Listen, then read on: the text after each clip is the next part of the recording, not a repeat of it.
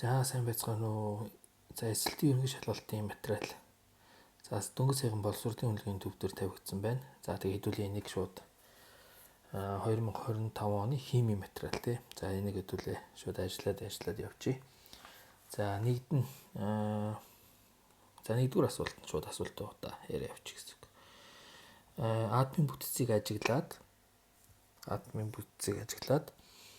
нийт электроны тоог тоолно гэж тий. За тэгэхээр энд бол дотор нь бол ингээд цүм байгаа юм байна. Цүм нь байна. За тэгээ электроны тоог нь тоолох юм бол за 1 2 гэх тий 2 8 гэд хамгийн гадаад давхраан дээр хэд байна гэдгийг тоолж гэнэ гэсэн үг шүү дээ. 2 дугаар давхраан дээр бол ингээд 8 ширхэг байгаа. За 3 дугаар давхраан дээр хэд байна вэ гэхээр 1 байна, 2 байна, 3 байна, 4 байна, 5 байна. За ингээд 1 дугаар давхраан дээр 2, за 2 дугаар давхраан дээр 8, 3 дугаар давхраан дээр 5 байна гэсэн үг. За ингээд нийтдээ бол 15 ширхэг электрон байна гэсэн үг. За тэгэхээр нэг юм бол А гэх хариултын зөв байсан байна. За 2 дугаар асуулт. Концентрацтай аммиакийн уусмалт уустдаггүй тунцыг олоорой гэж байна. За эндээс ерөнхийдөө бол нөгөө мөнгөний тунцнуудын асууж байна л та тий. За концентрацтай аммиакийн хүчилт ер нь бол уустдаггүй. Юу маань бол энэ байгаа. Аргентум йод энийг бол барыг цээжлэх ёстой. За амархан уусдаг нь бол энэ маш амархан уусна. За энэ бол дутуу уусна. За энэ бол бүрэн уусна. Огт уусахгүй. Аргентум йод.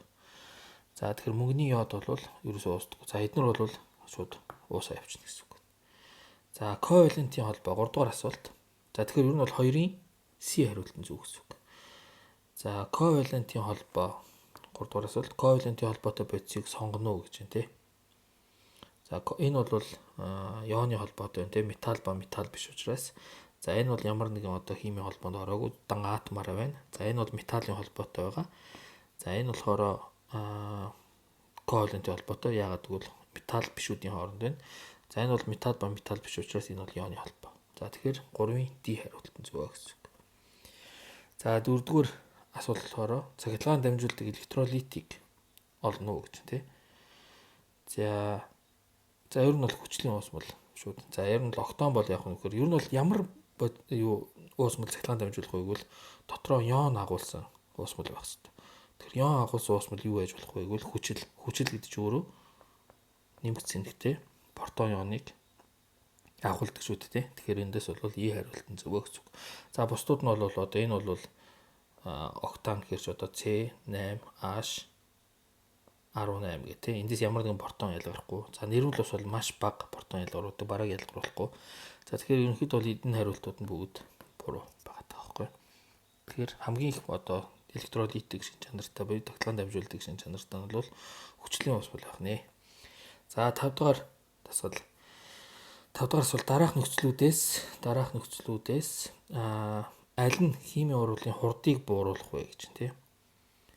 За температурыг эсвэл урлал ихснэ, урлалын хурд ихснэ. За эзлэгүүнийг эсвэл одоо мөргөлтөлтийн тоо багасаад одоо их зайтай болчих учраас энэ бол урлалын хурд бол багасна. За бусдуудын шалгыг катализатор нэмэхэд бол урлалын хурд өөрчлөгдөхгүй.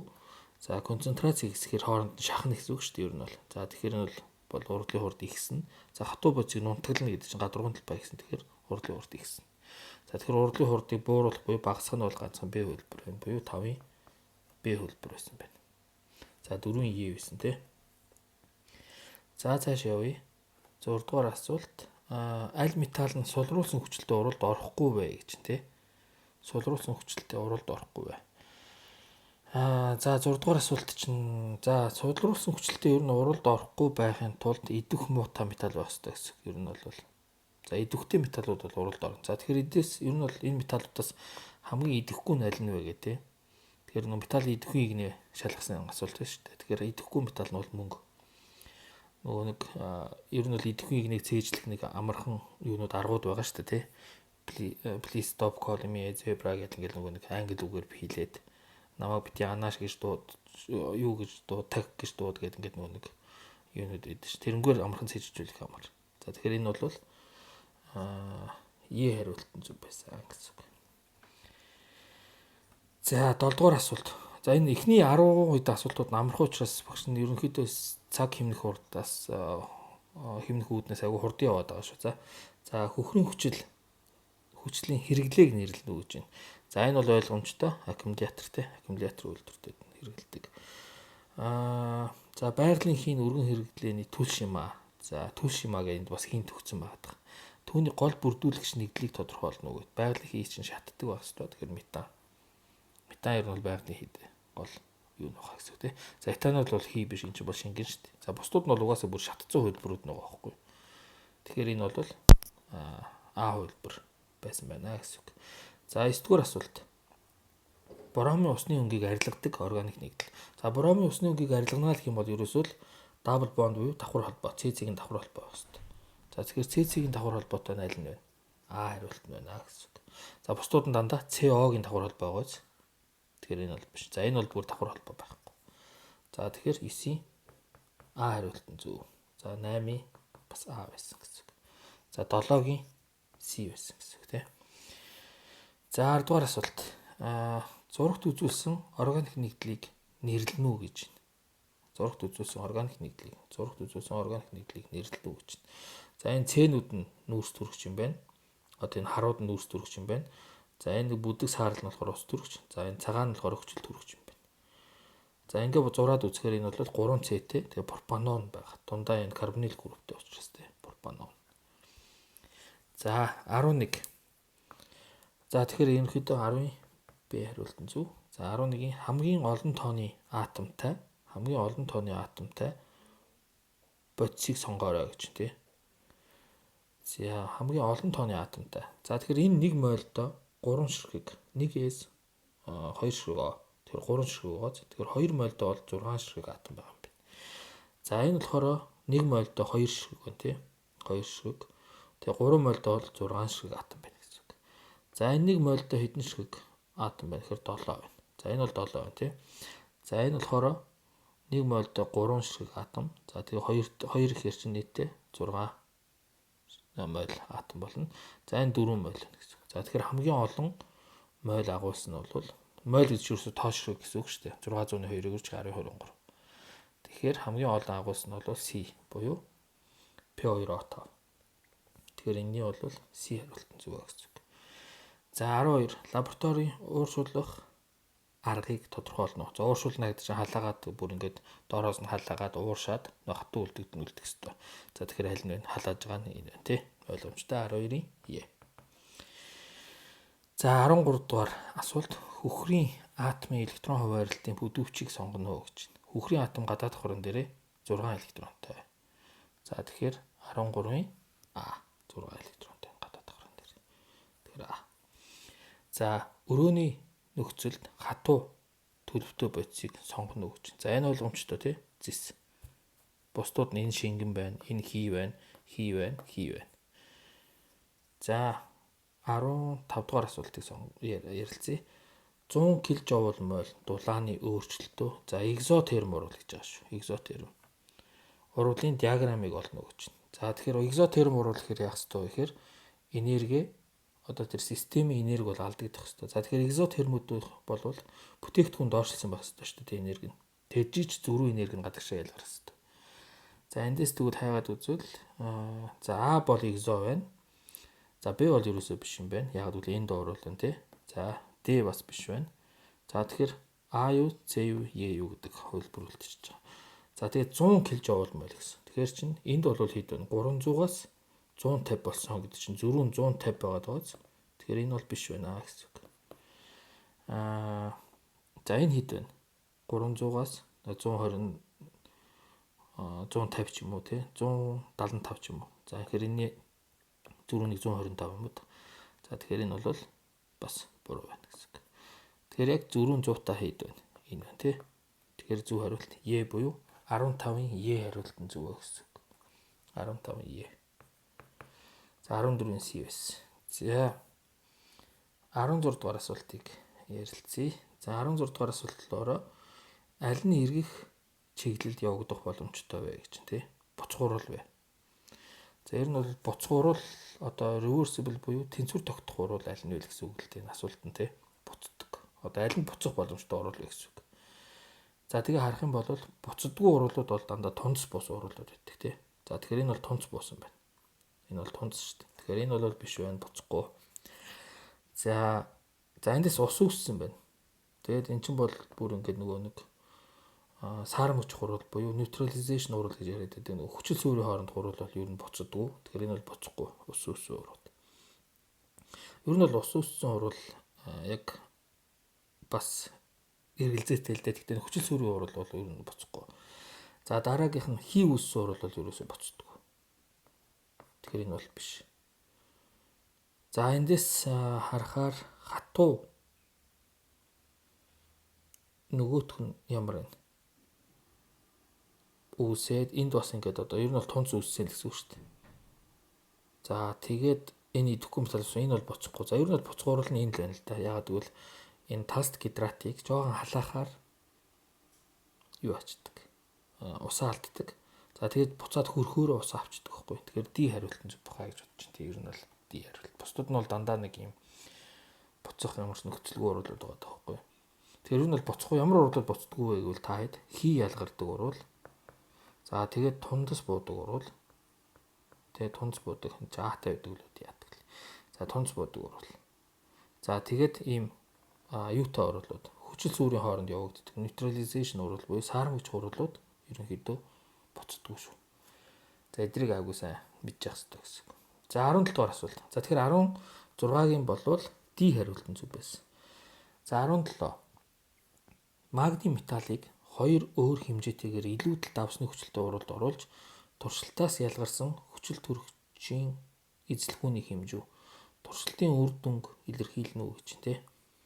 За ямар ч үсэн юм 2 дахин илүү магний ашигласан байна. Нэг нь 2 г, нөгөөх нь 4 г. Тэгэхээр чи 2 дахин илүү одоо нөгөө хий ялгарх хэрэгтэй шүү дээ. Тэгэхээр энэ бол биш. Яг бол энэ ижлэгийн хэмжээний одоо хий ялгарсан байна. За энэ бас биш байна. Ижлэгийн хэмжээнийх. За энэ бас биш.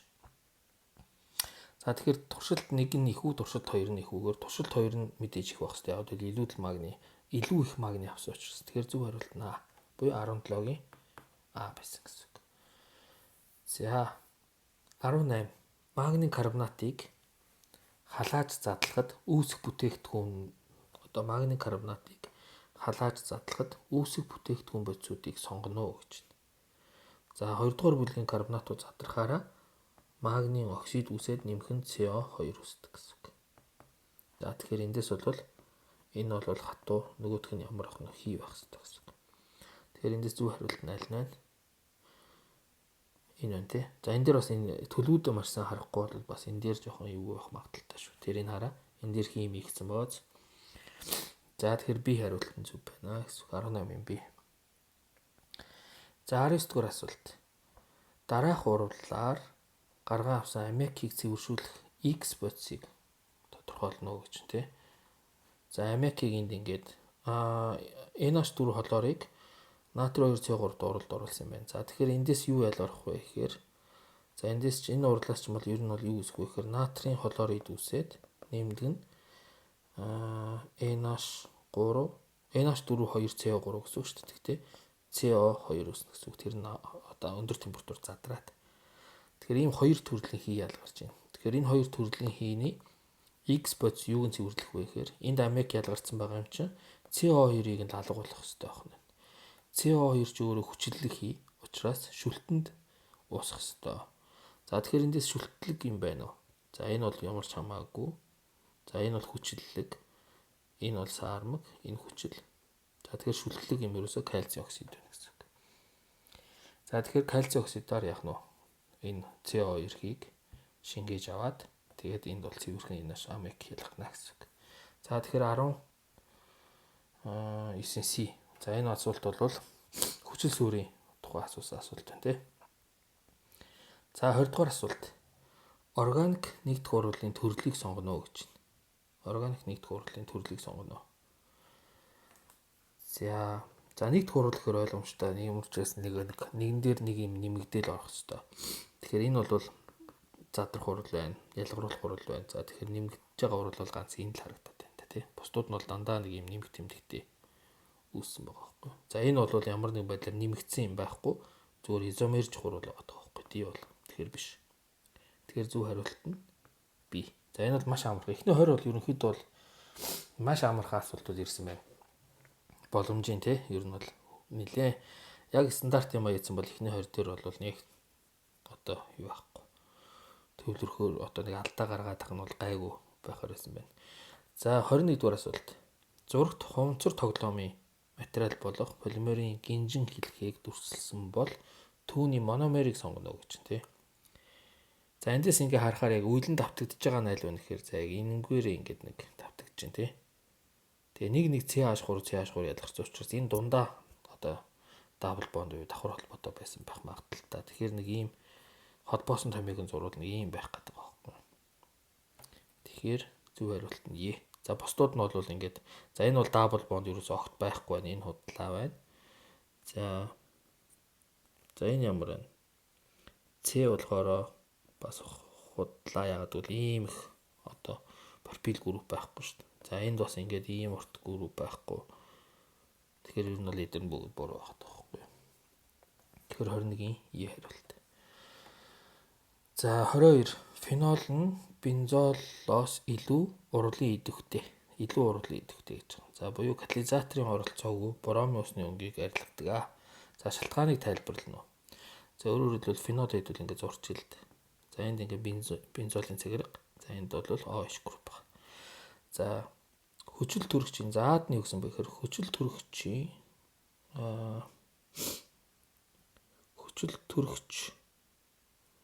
төрөгч нь мета байрлалд чиглүүлдэг тул гидроксибүлэг гэж байгаа юм тий.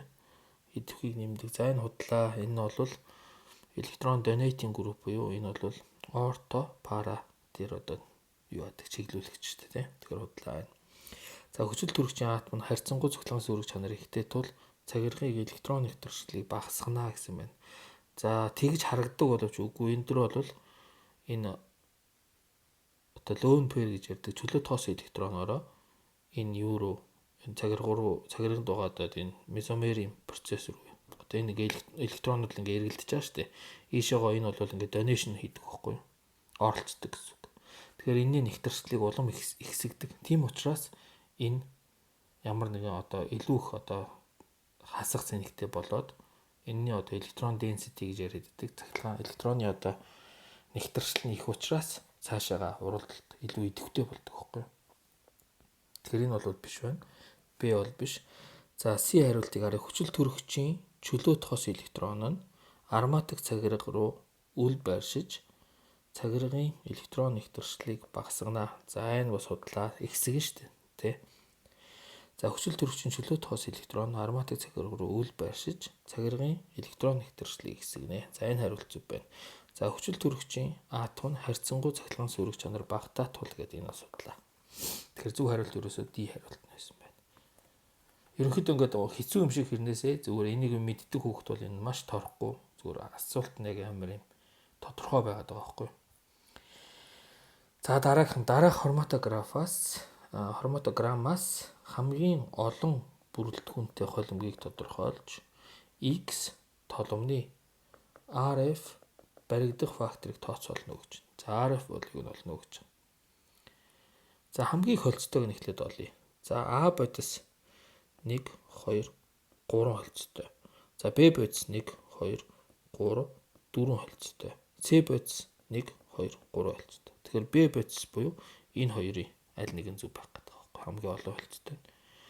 За тэгээд RF value-г яаж олдог вэ гэвэл энэ явсан зам нь 2 байгааз 2-ыг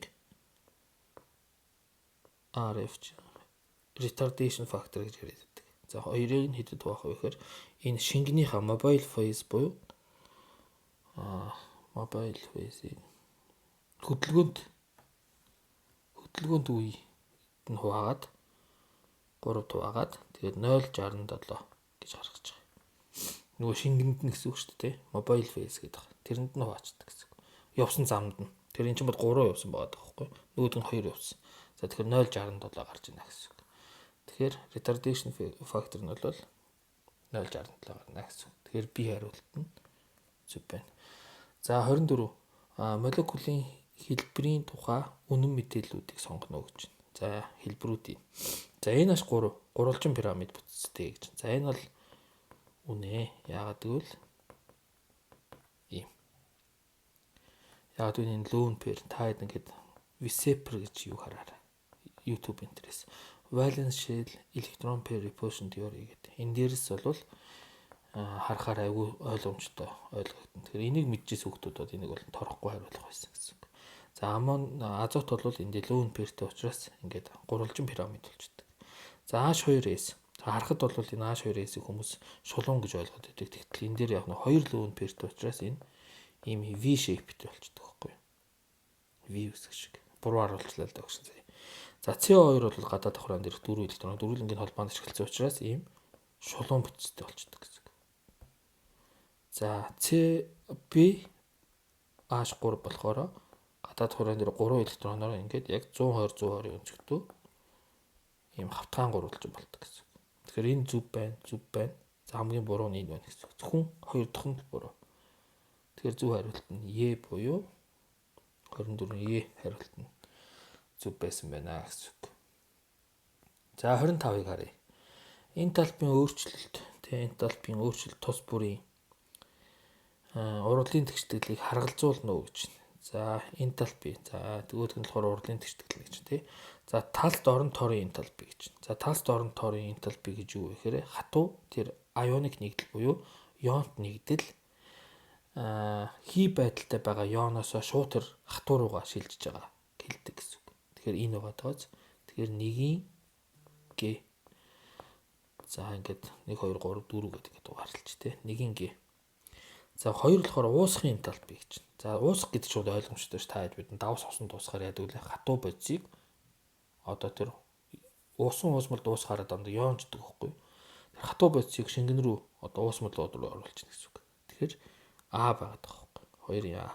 Яагаад тэгэхээр хатуу натрийн хлорид усанд уусаад нэм ионч одоо тэгтээ юунуудын state гэж хэлээд байдаг энэ төлөвүүдийн сан харах хэрэгтэй гэсэн. Уусмал гэж юм уу, хий гэж юм уу, тий? Тэрийг харна хатуу гэж юм уу гэдэг. Тэгэхээр 2-ын бол А байх гэдэг. За 3-ын гидратчих гэдэг нь болохоор хий байдалтай ионууд шууд усан уусмал руу орж байгаа. Тэгэхээр 3-ын Б байсан байна. За 4-ийн болохоор үүсгийн энтальпи гэхээр яг стандарт нөхцөл байдаг элементүүдээсээ тухайн бодис үүсэж байгаа. За тэгэхээр стандарт нөхцөлд натрий бол хатуу байдаг. Стандарт нөхцөлд хлор бол хий хэлбэртэй байдаг.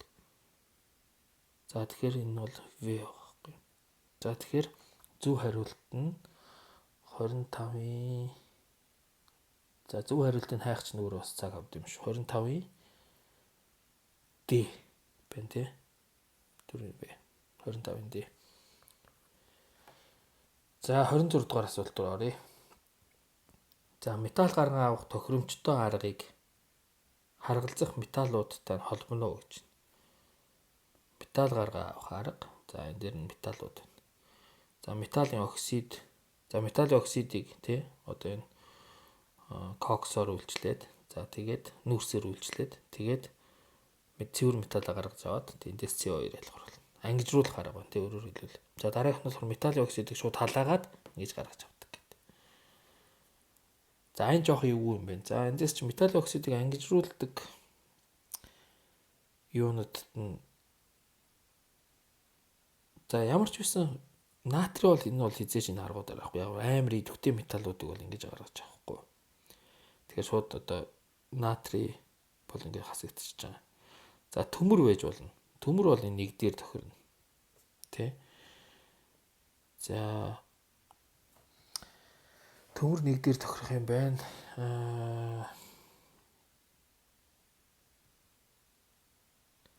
За цайр ер нь бол яг энэ нэгийн арга бол нэг тийм дундаж идэвхтэй металлуудыг гаргаж авах. Одоо идэвхтэй игнэвч металлын идэвхтэй игнэ дунд хэсэгт байгаануудыг гаргахад илүү тохиромжтой арга.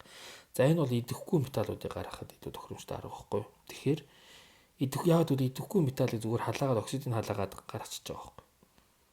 Тэгэхээр идэвхгүй металл эндээс энэ байгаа даа. Тэгэхээр энэ дээр бол 2-ын арга бол илүү тохиромжтой.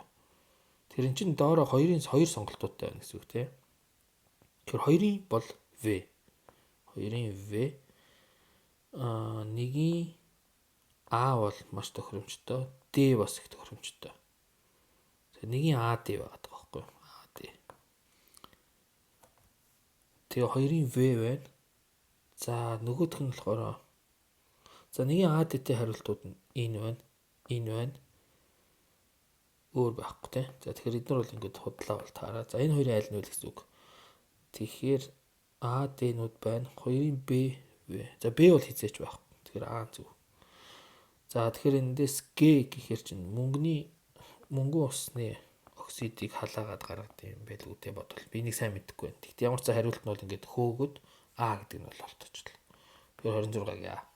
Ямар ч мөнгийг бол ингэж гаргаж болно. Тэгэхээр энэ хоёр дахь нь бол металл идэх багтаа металлыг гаргаж авах арга. Нэгдүг нь бол яг дундаж идэвхтэй тий. За амар идэвхтэйг нь бол ингэж гаргаж авахгүй электролизийн аргаар гаргаж авах гэсэн. Одоо натрийн энтрийг бол электролизээр гаргах боломжтой. За дараагийнх нь этанол 27 тий. Этанол буюу альдгид гэсэн үг шүү дээ. Этанол нуклеофил нэгдэх механизмаар за ийм бодистой тий уруулжтай уралд ордгоо гэж. За уруулын үед CC холбоо шинээр үүсдэг бол механизмыг сонгоно гэж. За ингээд 4 механизм биш ээ, бүр 5 механизм өгсөн. За эндээс зөвийг сонгоо гэж байгаа. За урлагийн механизмыг за багш нь шууд энд зураад өгчий. Яаж зурах вэ гэвэл за эндээс шууд холбоосон томьёог зурлаа шүү. За CC гэдэг. За энд ус төрөгчтэй байх.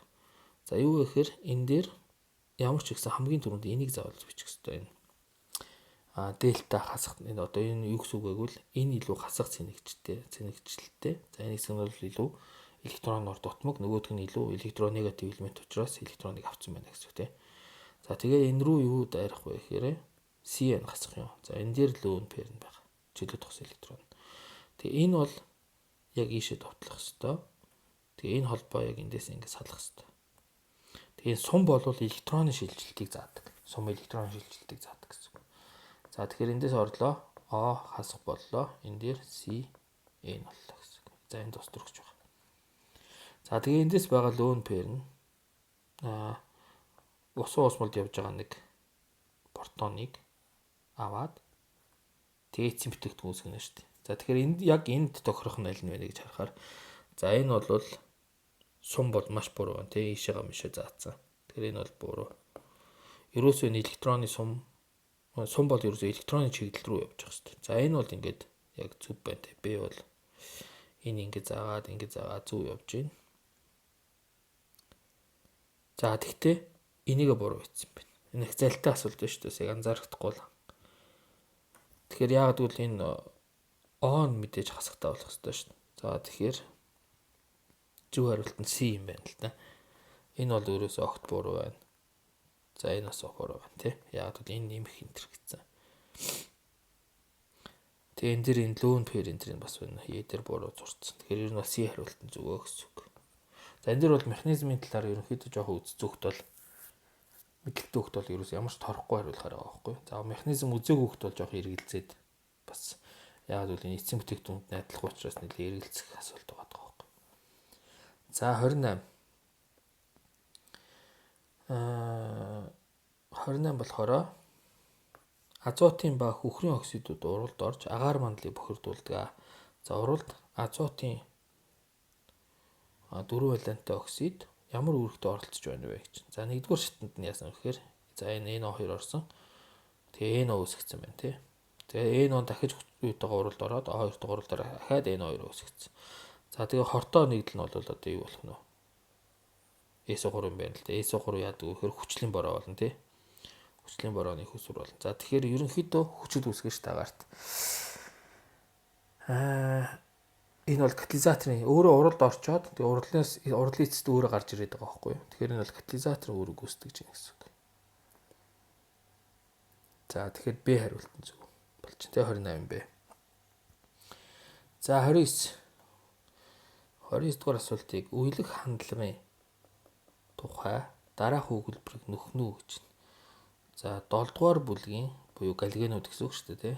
Дагуу доош галгены эсэлдүүлэгчийн хүч Буюу одоо жишээлбэл фотор, холоор, бором, йод гэдэг ингээд доошоогоо эсэлдүүлнэ гэдэг нь юу гэсэн үг вэ гэхээр тухайн одоо нөгөө уралд орж байгаа уралжаасаа электроныг булааж авах чадвар л гэсэн үг.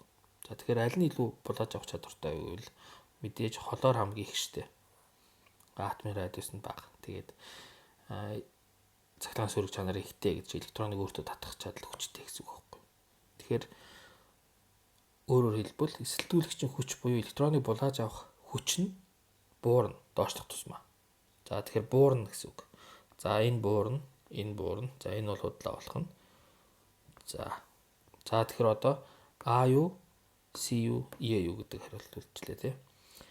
За тэгээд галлид ионы ангижруулагчийн хүч ихсэн гэж юу авах вэ? Яагаад гэвэл галлид ион гэх юм бол фотор хасах, холоор хасах, бором хасах, йод хасах гэсэн ионууд ангижруулна гэж электроноо өгөх чадвар гэсэн. Аль нь илүү амархан электроноо өгөх вэ гэвэл мэдээж йод. Яг л атомын радиус ихтэй.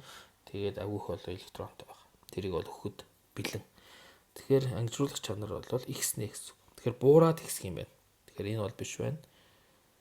Буураад ихснэ гэхээр Е хариултан зөв гэсэн. За тэгэхээр 29-ийн Е хариултан зөв гэсэн. За 30 дугаар асуулт. За 30 дугаар асуултыг ярий. За 30 дугаар асуултан дээр доор үзүүлсэн этил пропонатыг пропаноатыг катализатортай гидролизд оруулахад CO холбоо тасардаг гэсэн байна тийм.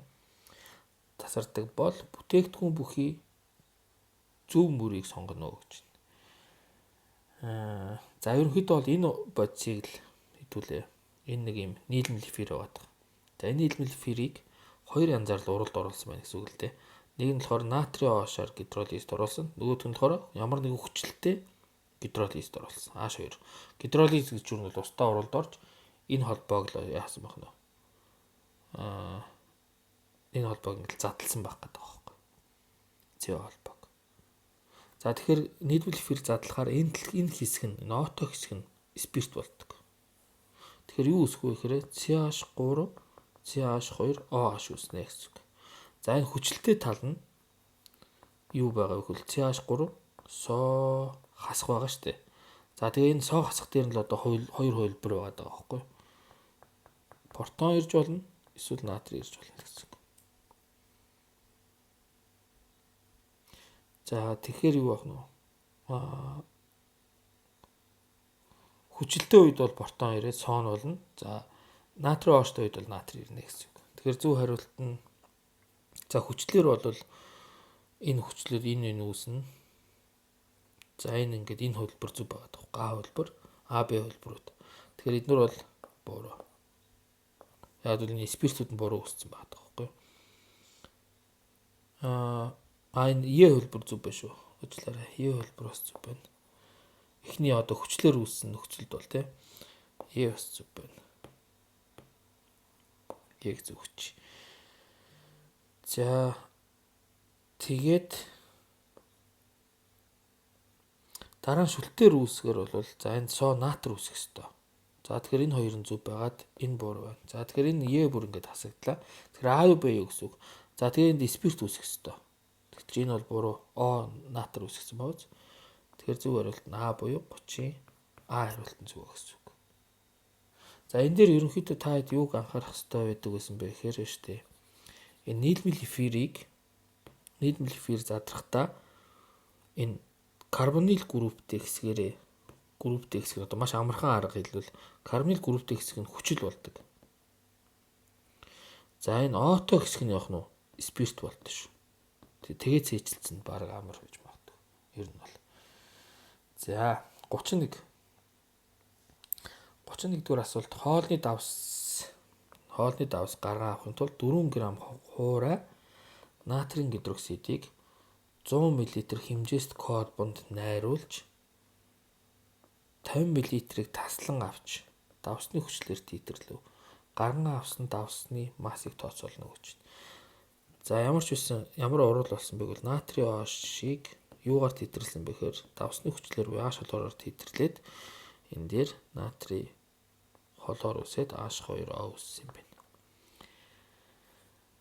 За тэгээд 4 граммыг 100 мл-т эхлээд уусгачаа 50-ыг тассаа гэхээр 2 грамм яг талыг нь авсан гэсэн үг шүү дээ. Тэгэхээр энд 2 грамм натрий оош үлдэх ёстой доо. За энэний чинь масс нь 40 грамм ойл байдаг. За энийх чинь 35.5 23 58.5 байдаг лөө. 58.5 грамм ойл байдаг шээ. За тэгэхээр эндээс ингээд хөөгд бодохоор энд хэд үүсэх вэ гэхээр за энэ чинь 0.1 мол тэг 105 мол гэсэн үг.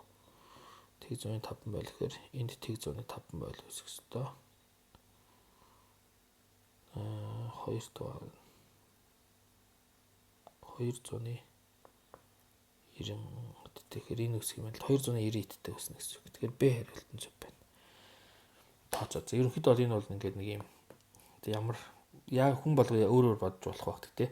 40-оос 58.5 үсэж байгаа бол 2-оос хэд үсэх вэ гэдэг.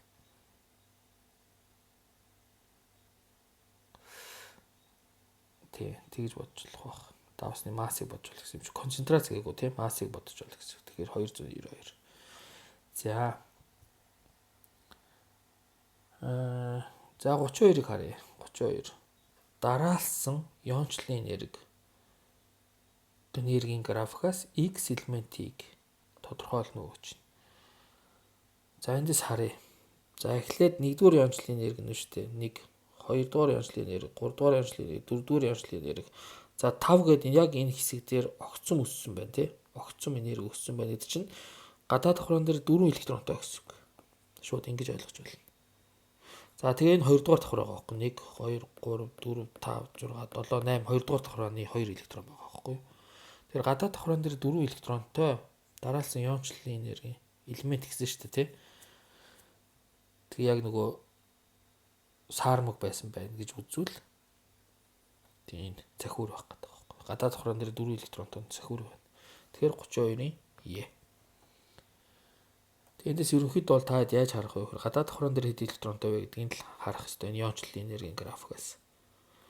Эхний дөрвөө яг ингэж огцом явахгүй ингэж ойрхон байжснаа яг 5 дахь дээр амар огцом болж байгаа гэдэг чинь дотоод давхраанаас электроныг авч ийн гэсэн үг байхгүй. Тэгээ иончлалын энерги гэдэг чинь ерөөсөө л хий байдалтай байгаа одоо элементээс атомаас 1 электроныг таслахад шаарддаг энерги байхгүй. Тэгэхээр гадаад давхраанаас авахд бол ингээ ийм байдаг байна. Тэгээд эхний гадаад давхраанаас авахд бол бага энергийг шаарддаг дээ шүү дээ. Тэгэхээр эндээс бол гадаад давхраандаа 4 электронтой гэдгийг харж байгаа гэсэн үг. Энэ 4. За 32-ийн тэгэхээр Е хариулт нь зөв байсан байна. За 33 дугаар асуултыг харъя. 33 дугаар асуулт галваны эхлэхээгээр хэмжсэн потенциал утгад үндэслэн металлын идэвхий игнийг тодорхойлж аль нэг анодын хагас уруулыг сонгоно гэж байна. Галваны хэмжээгээр хэмжсэн потенциал утгад үндэслэн. За энэ потенциал утгууд нь энэ байна шүү дээ тий. За энэ утгууд дээр үндэслээд идэвхий игнийг нь тодорхойлох юм байна. За аль нь энэс илүү гэдэг. За тэгээд анод дээр өгдөг уруулыг сонгоно гэсэн юм тий. За эндээс эхлээд за энэ их гоё юу байна тий. За эндээс юу арах вэ гэхээр энд зис байна. За энд зис байна. Энд цайр байна. Энд төмөр байна. За энэ дээр яг вэ гэхээр 1.1 вольт байгаа байхгүй юу? Энэ болохоор 0.78 вольт байгаа байхгүй юу? За өөрөөр хэлбэл тэгээ энэ бол ингээд ийм хараа нэмэгдсэн ихтэй болоос электроныг авдаг. Электроны урсгал бол ийш явж байна гэсэн юм хэд бол. За тэгэхээр зис бол ерөнхийдөө электроныг булааж аваад байна гэсэн үг. Зис 2 нэмэх. Ер нь бол юу гэж ойлгох вэ гэвэл таад зис 2 нэмэх, цайр 2 нэмэх, зис 2 нэмэх, төмөр 2 нэмэх, энэ 2 нэмэх, зис 2 нэмэх. Аль нь илүү электроныг хүчтэй авч байгаа вэ гэсэн үг асуулт тахгүй юу? За тэгвэл яг энэ одоо энэ ихний зүүн талын юунаас харахаар диаграммаас харах юм бол цайр 2 нэмэх зис 2 нэмэх хоёрын аль нь электроныг илүү амархан аваад байна гэвэл зис нь илүү амархан хүчтэй одоо энэ дундын электроныг булааж аваад байна гэж одоо ойлгож болно. Тэгэх юм бол зис бол электроныг илүү их булааж аваад капр 0 гэдэг хэлбэр дээр илүү одоо тогтвортой байна гэсэн үг байхгүй юу? Тэгэхээр идэх муута илүү их доктортой буюу энэ вольт өндөртөө нь ямар байх вэ гэхээр илүү идэхгүй байх гэсэн. Урдлын идэхгүй. Тэгэхээр зис бол хамгийн урдлын идэхгүй байх хэвээр. Тэгэхээр Е хариултад биш байгаа байхгүй юу? Энэ бол буш буруу байна. За тэгэхээр дөрвөн хөлбөр голдчихлээ. Зис идэвхтэй. За одоо асуулт болохоор цай руу төм рүү гэдэг асуулт үлдэж байгаа. Аль нь идэвхтэй вэ гэдэг. Тэгэхээр энэ одоо вольтод харна гэсэн үг.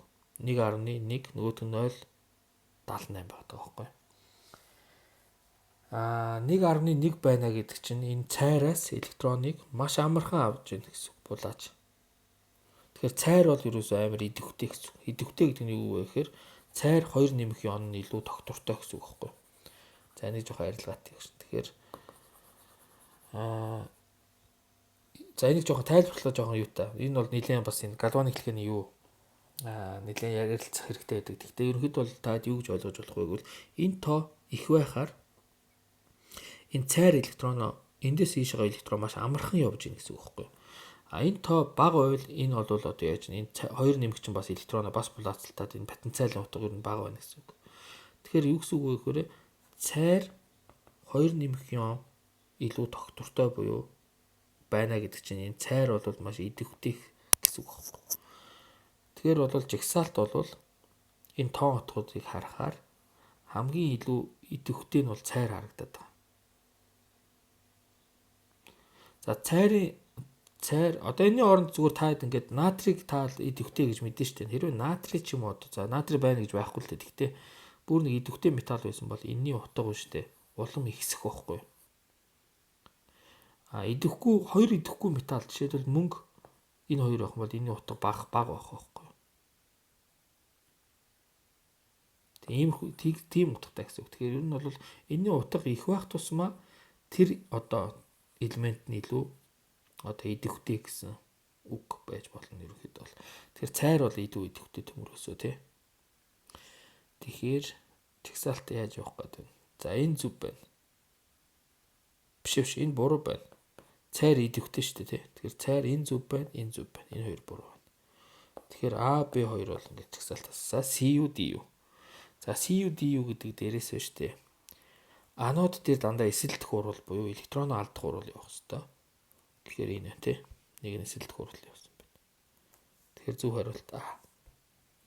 Ер нь галваны эхлэхэн дээр таад анод дээр эсэлдэх урвал ер нь бол эсэлдэх урвал явж байгаа энэ родыг эсэлдэх урвал явагдаж байгаа энэ родыг нь бол одоо энэ дөр бол энэ юм шүү дээ тий. Эсэлдэх урвал явагдаж байгаа йодыг анод гэдэг ангижрах урвал явагдаж байгаа родыг болохоор катод гэж нэрлэдэг байхгүй юу?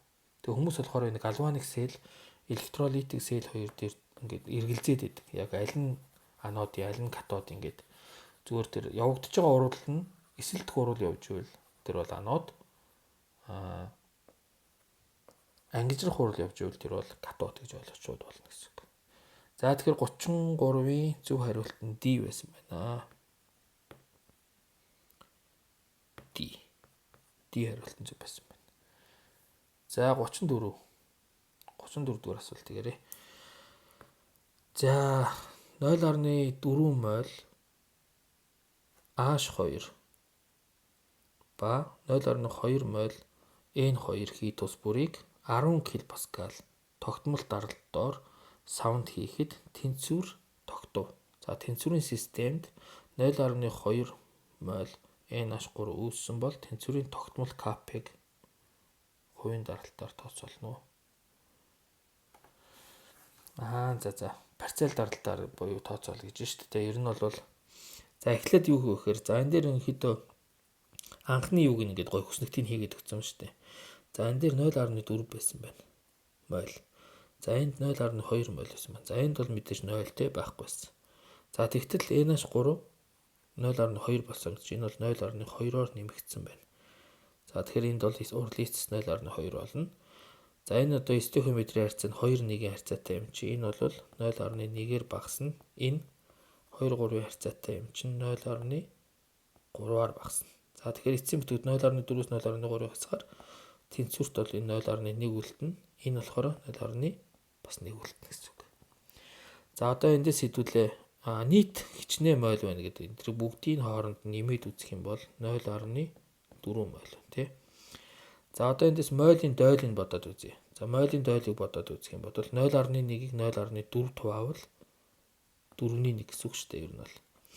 За дараа нь 0.1-ийг яг гэвэл тотал мойлд хувааж байгаа байхгүй. Нийт мойлд. 0.1-ийг 0.4 туваавал 1-ийг хуваах нь 4 буюу 4-ний 1 гэсэн үг. 0.2-ыг 0.4 туваавал 2-ыг хуваах нь 4 буюу 2-ний 1 гэсэн үг. За одоо эндээсээ парцел даралтууд олъё. Парцел даралтууд нь яаж явах вэ гэхээр энийг тоталтаа үржүүлчихдэг шүү дээ. Тэгэхээр 1-ний 4 мойлын дойлоо P total буюу энд чинь 10 кПа байгаа. P total. За PT гэж багш мэт тэмдэглэж. За 4-ний 1 PT. За 2-ний 1 PT. Үржүүлж байгаа байхгүй. За ингээ энэ бол парцел даралтууд нь гарч байна. За тэгвэл H2-ын парцел даралт нь 4-ний 1 PT, N2-ын парцел даралт нь 4-ний 1 PT, NH3-ын парцел даралт нь 2-ний 1 PT. За PT гэдэг нь total pressure буюу 10 энэ тогтмол даралт нь гэсэн учраас өөрчлөгдөхгүй шүү дээ. 10 кПа гэж үзээд байгаа байхгүй. За одоо тэгээд эндээс Kp яаж багтдаг вэ гэхээр NH3-ын даралтын квадрат, парцел даралтын квадратыг хуваадаг нь H2-ын даралтын куб зэрэг үржих нь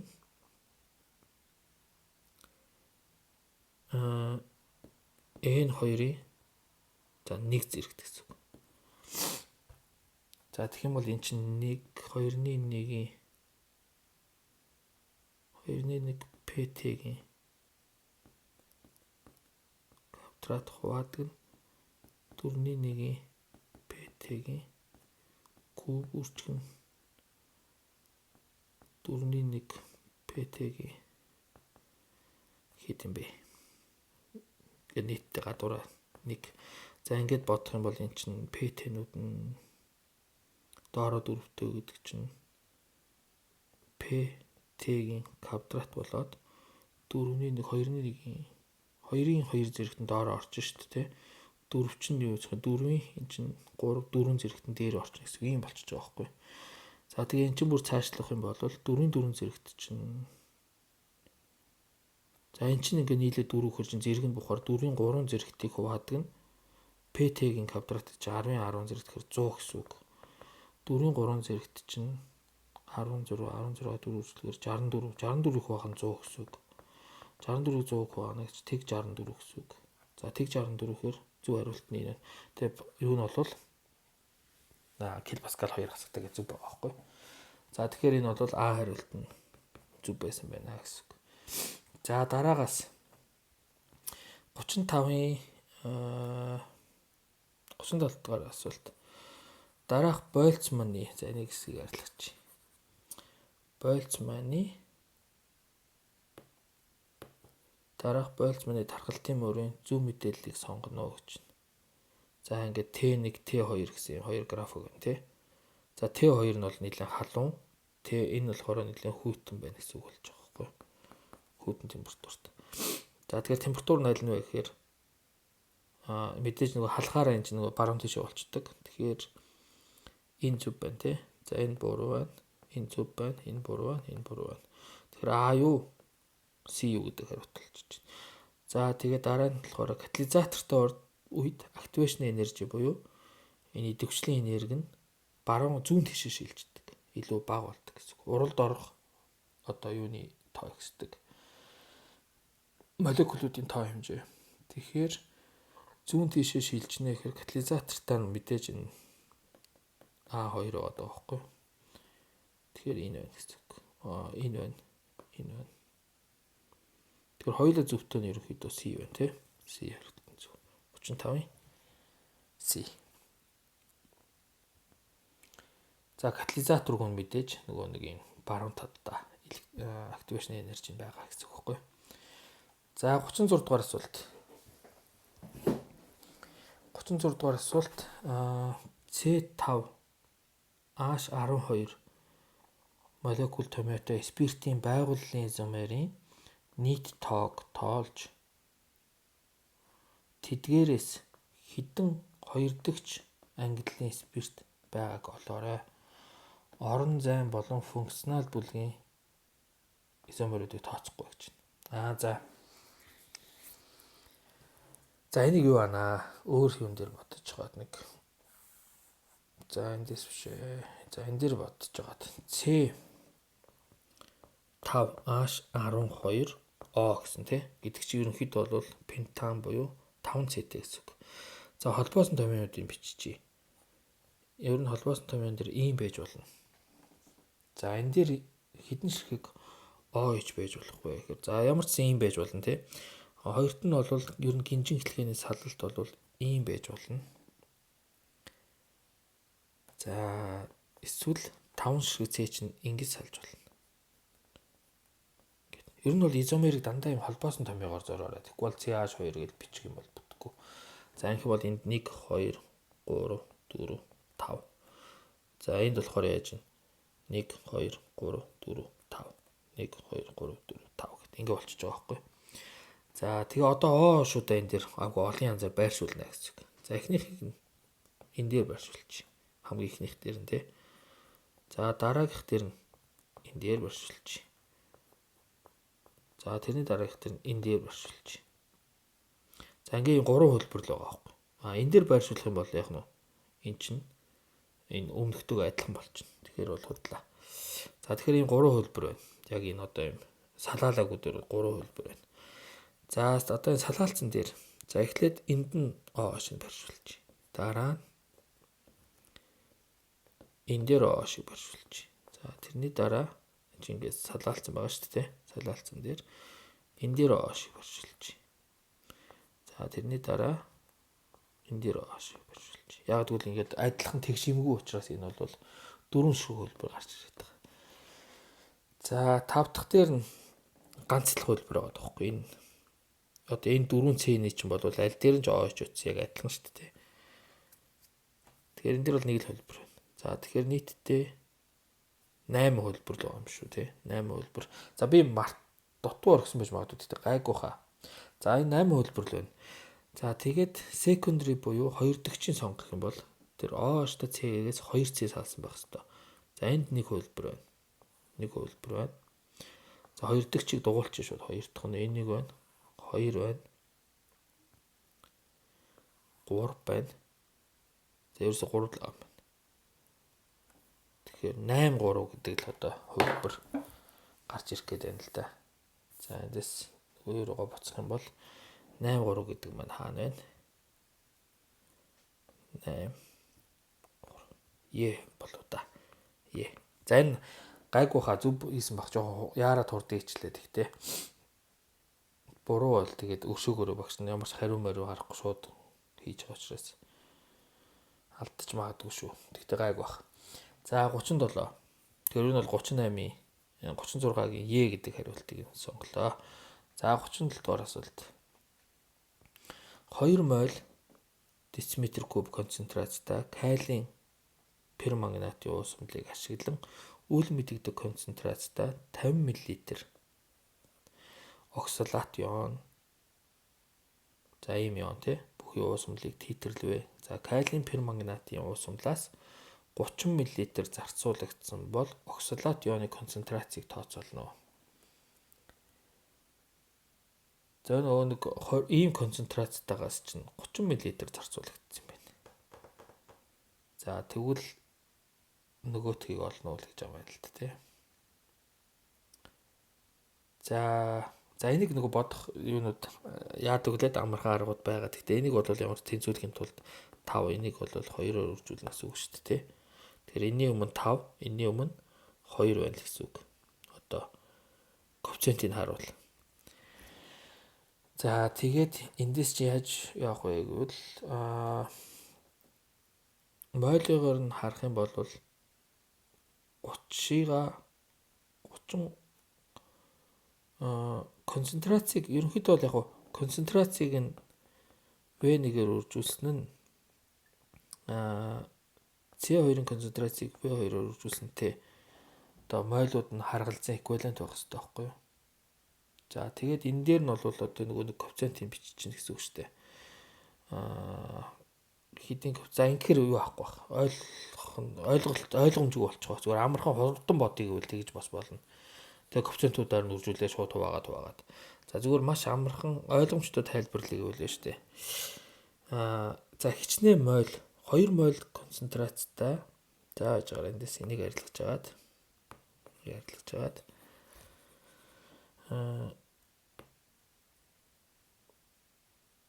за тооцооны жоохон тохгүй даа энэ л дээ цаас мас байхгүй ч. За 2 моль концентрацтай газ энэ хэрэглэгцээ. Тэгвэл нийт юуг нь олё хэдүүлээ. Хичнээн яг моль хэрэглэгдсэн бэ гэдэг. Тэгэхээр молийг олохын тулд яадаг вэ гэхээр сэг в-гээр үржүүлдэг тий. За тэгвэл молийг нь олъё. Нөгөө нэг манганат яаны перманганатын 4 тэнцүү гэхээр хэд вэ гэхээр 2-ыг үрждэг нь 30-ыг үржил нь 10 хасах 3. Яг л миллилитр десиметрлгүй шилжүүлж байгаа гэсэн үг. За тэгээд бодохоор тэг 100-ны 6 юм уу те. Тэгэлөө 20-ыг 30-аар үржлээд 1000 тонн гэсэн үг. 1000 тонноор чинь 100 тонноор тэгээр 3 тэг 100-ны 6 тэнцийн тэг 100-ны 6 гэсэн үг. За тэгэхээр энэ маань тэг 100-ны 6 байгаад байгаа. За энийг бодвол юу гэхээр 5-аар үржүүлээд энийг 2-оор үржүүлээд хооронд нь юу ах вэ? Тэгэхээр 2 5 ярцаатай байгаа шүү дээ моли ярцаач. Тэгэхээр тэг 100-ны 3-ыг хэдүүлээ 2 туваага 5-аар үржүүлэх юм бол энэ дээр тэг 15 моль энэ гарч ирнэ гэсэн үг байхгүй юу? Тэг 15 моль. Тэгээ асуулт болохоор энэ оксалат ионы концентрацийг асуугаад байгаа. За тэгэхээр тэг 15 моль ч нөгөрөө хэдэн миллилитрт байгаа вэ гэвэл 50 миллилитрт байгаа байхгүй юу? За энэ моль тэгээ энийг 50-ыг үржих нь 10-ын хасах 3 дециметр кубтэй хуваач. Тэгэхээр моль дециметр куб гэдэг концентрац нь гарч ирнэ гэсэн үг байна. За тэгэхээр 0.15-ыг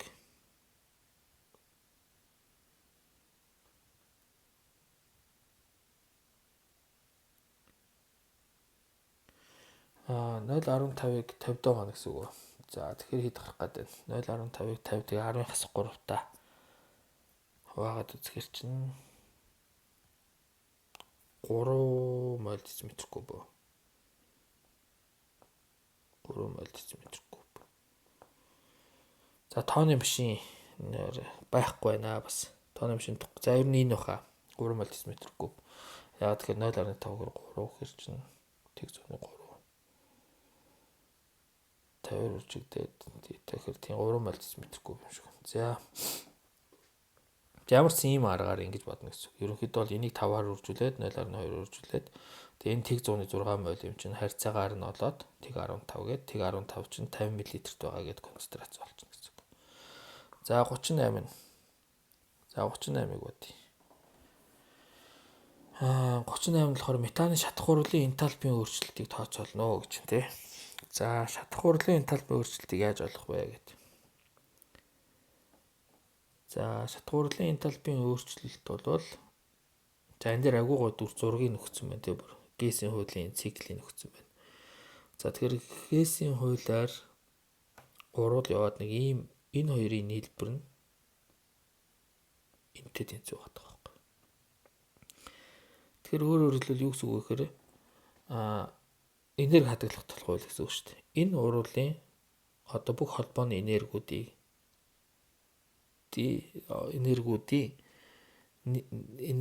нь энэ уруулын энергиуд дээр нэмэх нь энэ гэсэн үг байхгүй юу? Ер нь бол өөрөөр хэлбэл би маш энгийнээр бодох юм бол энд хэдэн холбоо байна. За их хүйцээр хэдэн CH холбоо байна гэхээр 4 шиг CH холбоо байна. За ими гэдэг нь багш нь шууд орхичих заяа зүгээр ингэ багтахгүй учраас 4 шиг CH холбоо дээр нэмэх нь энэ O холбоо хэдэн шиг байна? 2 шиг O холбоо байна. Тэр уртлын коэффициентээ харна тий. За эн чинь тэнцүү. Яг бол эн чинь их бодисын бүх холбоог задлахаар энэ атомууд үүснэ шүү дээ. Бүх холбоог задлуул атомууд үүснэ. Тэгэхээр чинь энэ холбоо тэнцүү. Юутай тэнцүү вэ гэхээр за энд хэдэн шиг юу вэ гэхээр 2 шиг энд хэдэн шиг CO холбоо байна гэхээр 2 шиг CO холбоо байна. Нэмэх нь O холбоо энд 2 байна тий. Тэгээ 2 молтой юм чинь 4 шиг O холбоо байна. За нэмэх нь дельта H уруулахгүй. Яагаад гэвэл энэ ингээд энэ цагиргаа харах юм бол за энийг би бүр ингээд балруулж байгаа ахаад нэг зураад үзүүлж та хэд.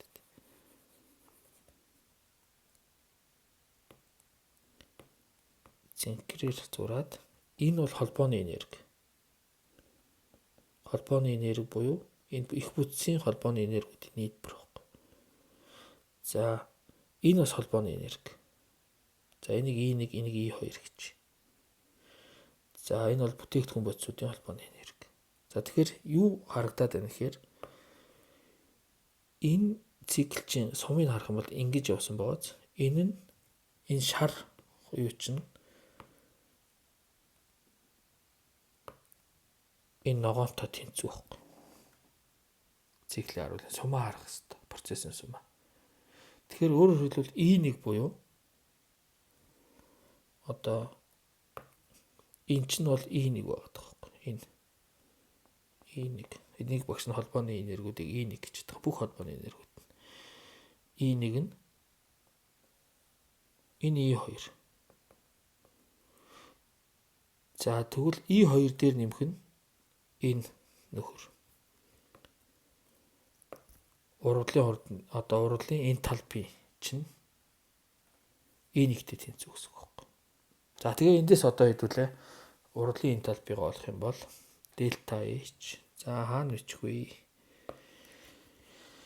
Зайгуудад энэ хавцаа бичих. За энэ дээр бичих. Энтальпи change гэдэг гурвалж урвал тэнцүү. За 4-ийг үржих нь CH холбоо. CH холбоо ч хэдэн 410. Нэмэх нь 2-ыг үрждэг нь А холбоо 2 500. За энээсээ хасдаг нь одоо E1-ээс E2-ыг хасчиж энийг аавна шүү дээ. Гаргана. Хасдаг нь 2-ыг үржих нь CO-гийн холбоо. CO-гийн холбоо чинь 740. Хасдаг нь 2-ыг үржих нь 4-ыг үржих нь шүү. 4-ыг үржих нь OH холбоо.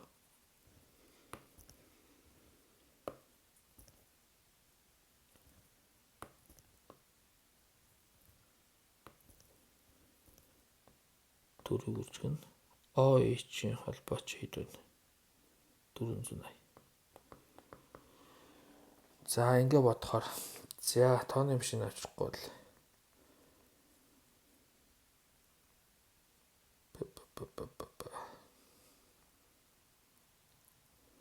за утсан дээр ботчиход 4-ыг үрждэг нь 410. Яг яаш өгж байгаа хүмүүс бол одоо тэгэл энийг бол бодох юм байна. Нэлээд цаг авах юм байна. За ингээд хасдаг нь 2-ыг үрждэг нь 740. Хасдаг нь 4-ыг үржих нь 480. Хасах 760 гарч байна. За энэ дээрээс нь экзотермик уруул байх хэрэгтэй тийм. Ерөнхийдөө шатж байгаа уруул учраас. За тэгэхээр энэ бол 760 буюу B хариулт нь 38-ын B хариулт нь зөв байсан байна. За 39. За шилжилтийн металлын шинж чанаруудын үнэн мэдээллийг сонгоно гэж. За Ад нь шилжилтийн металлыг хутгаар зүсч болдог. За энэ худлаа. Яагаад гэвэл хутгаар зүсч болдог ч юм бол 1-р бүлгийн шилжилтийн металлууд байгаа. За 2-р юу болохоор B нь болохоор цайрын ион нь 10D электрон байгуулалтад тул шилжилтийн металл болж цэнхэр өнгөтэй. За энэ цайр болон цайр 2 нэмэх скандиум 3 нэмэх бол нэг нь цайр нэмэх нь 3D10, скандиум нь болохоор 3D0 гэдэг энэ одоо юу D орбиталын бүтэн дүүрэгдсэн болон огт байхгүйнүүд нь бол ерөөсөө шилжилтийн металл болдгоо. Шилжилтийн металл болох гол шалгуур бол D металлыг дутуу буюу 1-ээс 9 байх хэрэгтэй. Яг тогтмол ион нь шүү дээ тий. Ион нь. Одоо жишээлбэл копер 2 нэмэх ч юм уу. Энэ ион нь D 1-ээс 8-ийн хооронд байх хэрэгтэй байдаг гэсэн үг. За тэгэхээр энэ бол худлаа. D10 бол хизээч яах нь шилжилтийн металл болохгүй. Тэр одоо тогтмол ион нь, тогтвортой ион. За C 3D 4-ээс орбиталуудын энергийн түвшин ойролцоо тул шилжилтийн металл нь 2-оос дээш эсэлтлийн хэмээг зүйлдэг. За энэ зөвөө. Яагаад гэвэл та санаж байгаа бол 4S-ийн 2 хичээ дараа нь 3D-гээ бөглөдөг шүү дээ. 3D-гийн одоо 6 ч гэдэг юм. Тэгээд алдахтаа болохоор 4S-ээс алдчихдаг учраас 2-ыг хамгийн түрүүнд алдчихдаг байхгүй. Тэгээд D-гээс эхэлж алддаг гэсэн үг. Тэгэхээр чи ер нь бол доор хаяж шилжилтийн металл бол доор хаяж 2 нэмэх байх хэрэгтэй. Тэгээ 2 нэмэхээс дээш. Тийм D-гээс эхлээд алдах юм бол. Тэгэхээр C бол хариулт зөв байна. За шилжилтийн металлууд 1-р бүлгийн металлууд чи катализатор болдог уу? Катализатор болдог тий шилжилтийн металлууд. Шилжилтийн металлууд энгийн молекулд нийлүүлдэ металлын холбоогоор холбогдож комплексийн үүсгэдэг. Металлын холбоогоор холбогддог. Дандаа койлын холбоогоор холбогддог. Тэгэхээр энэ бол биш байна. За тэгэхээр 39-ийн C хариулт нь зөв байна. За 40-р асуулт. За 40-р асуулт дараах нөхцлүүдэд тохирох нэгдлийг сонгоорой гэж. За уг нэгдэл нь геометри изомер цис транс. За тэгэхээр дабл дагуулдаг байх хэвээр тий. Давхар холбоо агуулдаг байх хэвээр. За sp2 эрдэнэсжилттэй нүүрс төрөгчийн атомын тон 4 гүнэ. Тэгээ тоолонсын уралдаа уралд ордог. За эндээс ингээ харахаар за тоолоо явчих. За энэ sp3. За энэ ерөнхийдөө бол энэ бас sp3. Тэр энэ sp2 тон бол энд бол 2хан ширхэг байна. Тэгэхээр энэ бол биш байна. sp2 тон 4 гэсэн шүү дээ. За тэгэхээр sp2 тон бол энэ байна. Энэ хоёр, энэ байна. Энэ байна. За энэ байж болох юм байна. За энэ бас 1 2 3 4-г sp2-тэй 4 ширхэг байна байж болно. За энэ байж болохгүй тий. sp2-тэй байхгүй. За энэ байж болно. За тэгэхээр BU, CU, EU л гэдэг асуулт байна тий. За тоолонсын уралдаа уралд ордог гэхээр захта ийм ус төрөгчтэй терминал алкайн гэж хэлдэг. Захта 3 холбоотой байвал энэ бол мөнгөн төлний урал гэж хэлээд байдаг. Тоолонсын уралдаа уралд ордог байхгүй. Тэгэхээр C хариулт нь зөв гэсэн үг. За энэ бол нэлээд бас жоо хүн төвтөр яагаад гэвэл энэ 40-р асуулт учраас нэлээд бас мэдлэг шаардсан. Олимпиадын төвчний ч юм уу. За тэгтээ номон дээр байдаг баха. Ийм асуудал төрсэн байна. За одоо Йон таних 2-ын 1 рүү шууд орчъя. Йон ба хийг таних арга гэж тий. За 1-5 дугаартай хуруу шилэнд үл мэдэгдэх нэгдлүүдийн уусмал өгөгдөжээ. За эдгээр уусмлыг 3 хэсэг хувааж нэгт азотын хүчлээр хүчлэгжүүлсэн мөнгөний нитратын уусмал, хоёрт натрийн гидроксидын уусмал тус нэмвэ гэж. За явагдсан ионы тэгштгэлүүд за ийм байна. За тэгээ туршилтын үр дүн юу гарч ирсэн бэ гэдгийг харж тий. За хатуу энд шар гэдэг өнгийн өгсөн юм байна. Шаргал гэдэг өгсөн юм байна. Цагаан гэдэг өгсөн юм байна. Шар гэдэг өгсөн юм байна тий. Томцнуудын өнгийг нь бол өгчиж. За эндээс бас ингээд цагаан. За энэ дээр бүрэн сайхан ногоон гэдэг өгчиж. За туршилтын үр дүн юу болсон бэ гэсэн чинь нитрат. За нэг дээр шар өнгийн тунц ийм гэдэг ингээд тунцууд нүүссэн гэдэг өгсөн байна. Нилээн хинттэй тий. За тэгээд даалгавар болохоор 1-4 дугаартай хуруу шилэнд ямар бодисын уусмал байгааг тодорхойлж хариултын хуудсанд тэмдэглэнэ үү. За А тэгвэл ямар бодис байгаа вэ гэж. Ногоон төмөр болоод энэ дэр ногоон биш. За ногоонтой гэхээр энэ 2 биш шүү дээ. Тэгээ төмрийн бромид байгаа байхгүй. Бром нь болохоор юу та. Ер нь бол энэ юу та. Тэгэхээр энэ хоёр юун дээр бол хоёулын дээр нь энэ бол мөнгөний нитратын юу байна? Энэ болохоор натрийн гидроксидийнх байна шүү дээ. Ажиглалт нь. За тэгэхээр А-гийн бол 2 дугаартай юу байсан байна. За Б калиний холоор идэх чинь тий. Калий холоор идэх чинь болохоор цагаан байх хэвээр. Цагаан байх хэвээр чинь 4 энд цагаан болсон байна. Мөнгөний нитрат дээр цагаан шүү дээ. Тэгэхээр 4 байна. Б-гийн 4 гэсэн үг болч тий. За С дээр магний йод. За энэ шар буусан байна. Йод нь шар байна. Магнийн цагаан байна. Шар цагаан гэсэн юм байна уу? За энэ байна тий. Тэгэхээр 3 байсан байна. За тэгэхээр C бол 3 байсан байна. За D карбонат энэ шар хатуу тэгээд шар гэсэн байна тий. Тэгээд натрийн карбонат нь натрийн ямар нэгэн юу байхгүй. Тэгэхээр зөвхөн нэг л юм байна л да. Энэ нэг байна. Яа тэгэхээр энэ дээр шар өнгийн юу буусан байна. За тэгээд натрийн гидроксид нэмэхээр бол тунц байхгүй гэхээр ч энэ зүг байгаа байхгүй. За тэгэхээр нэг. Ерөнхийдөө энийг бол ингээд дээр нь агуу гоё хийнт өгсөн байгаа байхгүй. Энийг бол жоохон одоо нөгөө сэргэлэн хүүхэд бол ерөөсөө энийг бол зүгээр хариултын дээр нь өгсөн биш. Зүгээр бараг эвлүүлдэг тоглоом шиг байгаа байхгүй. Тэгэхээр энийг бол ингээ эхний дөрвийг бол шууд хийж гэрээсэн байна. Одоо тунцны өнгөө мэдхгүй бол одоо мэдхгүй гэдээ ангаагаа сууж ахсан. Тэгтэл чи энэ дээр ингээ тунцны өнгнүүдийг өгсөн биш. Тэгээ эндээс дугаарууд өгсөн шүү дээ. Ингээл эвлүүлдэг тоглоом шиг зүгээр ботцохоор байсан байгаа байхгүй. За тэгэхээр D-ийн 1 байна те. За E-гээр одоо дараагийнх руу оръё. За 5 дугаартаа хуруу шилэнд ижил анионтой 2 давсны холимог байсан. За уг холимогоос үүссэн цагаан тунц нь илүүдл натрийн гидроксид ба аммиакийн уусмал тус бүрт хэсэгчлэн уусдаг. За 5-д болохоор 2 ион байгаа юм байна. Анион байгаа юм байна. За тэр 2 анион нь ижил анионтой гэхээр нэг анионтой тэгээ 2 өөр давс байгаа юм байна л да. Хуруу шилэнд ижил анионтой 2 давсны холимог. За ижил анионтой тэгээ металл нь болохоор 2 өөр. Катион нь 2 өөр энэ байгаа. Анион нь бол нэг төрлийнх юм байна. За ийм холимог байгаа юм байна энэ дотор. За тэгээд хүснэгтээс дараах асуултуудад хариулна гэж үү. Харин натрийн гидроксид ба аммиакийг зэрэг илүүдлээр нэмэхээр хоёулаа тунц бүрэн уусч байв.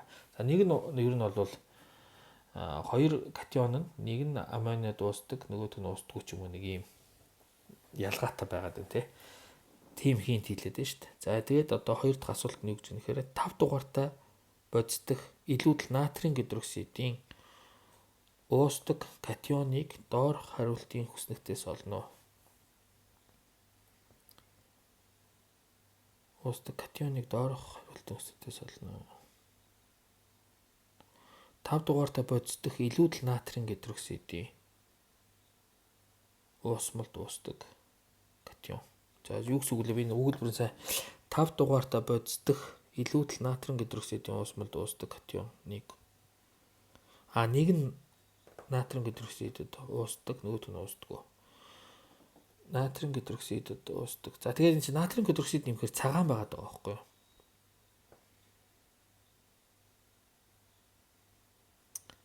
Тавч натрийн гидроксид нэмэхээр цагаан өнгийн тунц буугаад байгаа байхгүй юу?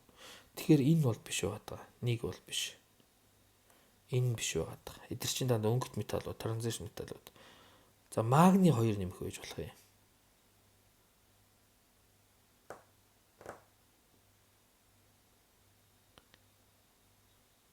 Магний нэг нь магний байсан байж болох юм тий.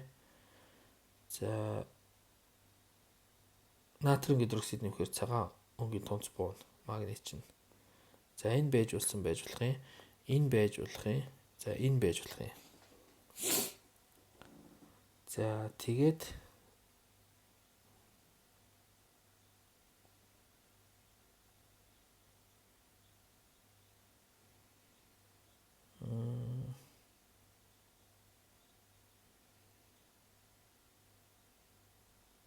тэгтээ эн чинь тэгээд байгаа шүү дээ.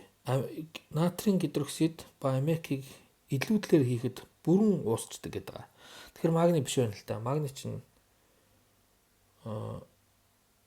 илүүдл аммониад уусахгүй. Тэгэхээр магний биш байна. Тэгэхээр энэ хоёр бол алюминиум уу цайр уу гэж хоёулаа байж болохоор харагдаад байгаа байхгүй юу? Хоёулаа байж болохоор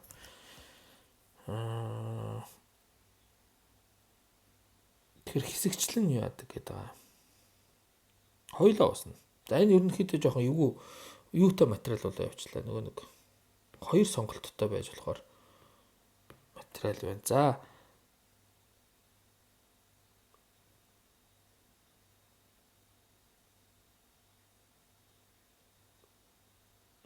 илүүдэл натрийн гидроксид уусдаг гэхээр энэ хоёр хоёулаа байгаа тоххой. Хоёулаа уусдаг. Натрийн гидроксид илүүдэл нэг нь бол алюминат ион үүсгдэг. Алюминиум 2O2 тэгэл алюминиум 2O3 бүр явах юм бол алюминиум OH 4 дахин гэдэг хасах юм. Нөгөөт нь болохоор цайр OH 4 дахин ингээ хоёр хасах юм гэдэг. Ингээд зинкейт, алюминат энэ төр гэдэг ингээд яа үүсгэждэг хоёулаа болно. Энэ бол хоёр хариулттай тест биш үү? Ер нь л хоёулаа. За ямар ч байсан алюминиум 3 гэд үзчихье заяа. Энэ алюминиум 3 гэд үзчихье. Илүүдэл аммиакийн уусмалд дуусдаг. Биш ээ, юу энэ яг алюминиум 3 гэж. Ягаад гэвэл цайрч аммиак гэд дуусдаг байхгүй юу? Алюминиум нь дуустдаг. Тэгэхээр зөрүүлж одоо хоёр өөр гисэн юм чинь тэр чинь зүрх ёстой шүү дээ бас. Ер нь бол лог корвад бол. Гэхдээ энэ дээр бол яг нэг уустдаг гэд бас хэлчихэд байгаа байхгүй юу? Тэгэхээр буруу болчиход байгаа. Ер нь бол энэ хэсэг бол жоохон алдаатай. За тэгтээ яах вэ? Энэ хоёрын чинь аль нь аммиак гэд дуустдаг бол цайр аммиак гэд дуустдаг учраас F нь цайр юм байна. 4. За тэгээд E нь болохоор хөнгөн цагаан байна. Хөнгөн цагаан буюу за энийг яг юу гэж хэлэх вэ гэхээр байж хараа. Яг чинь алюминиум гэхээр 2 байна гэсэн үг байхгүй юу? E нь 2. Тэгээ F нь 4 гэсэн үг. За холимогдох. За тэгээд дараагийнх нь харъя. Холимогдох анион нь нитраттай ижил чанарын уралдаа бол таних урвалжийг. За нитратыг юугаар таньдаг вэ гэвэл энэ 7-оор энэгээр таньдаг. Нитрат ионыг.